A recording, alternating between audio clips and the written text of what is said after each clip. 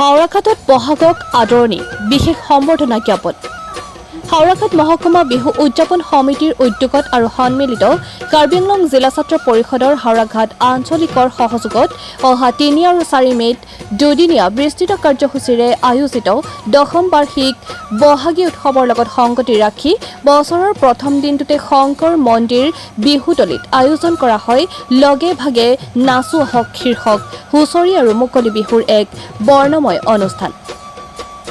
সাংস্কৃতিক সম্পাদক ৰূপক দাসে আধৰা অনুষ্ঠানটি আনুষ্ঠানিকভাৱে উদ্বোধন কৰে জ্যেষ্ঠ বিহুৱা উপেন বৰাই।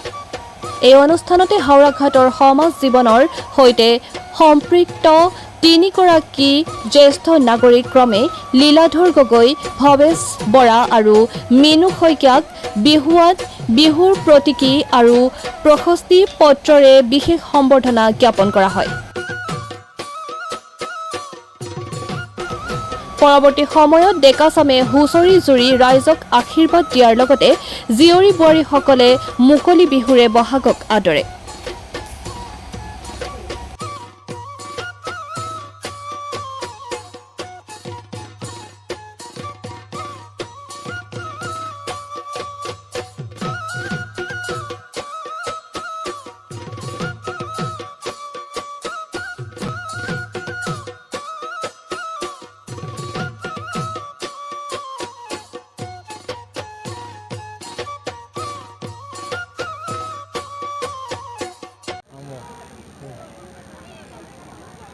আমাৰ হাওৰাঘাট মহকুমা বিহু উদযাপন সমিতিৰ এইবাৰ দশম বছৰ আৰু এই দশম বছৰৰ যি মুকলি আৰু একেলগে হুঁচৰি গাঁও অহা এই অনুষ্ঠানটিত ইমান ধুনীয়াকৈ হৈ গ'ল আৰু বহু মানুহ ইয়াত উপস্থিত হৈ হেৰি হ'ল, কিন্তু বতৰৰ কাৰণে অলপ সন্মুখীন হ'বলগীয়া হ'ল।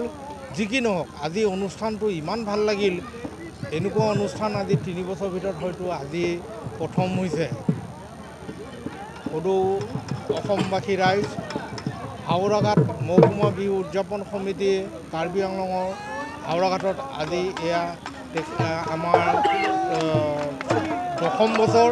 এই দশম বছৰৰ আজি প্ৰথম পহিলা বহাগত যি অনুষ্ঠান আছিলে একেলগে হুঁচৰি গাঁও অহা মুকলি বিহু আমি সকলোৱে গালোঁ, ভাল লাগিল, আনন্দ কৰিলোঁ, ফূৰ্তি কৰিলোঁ।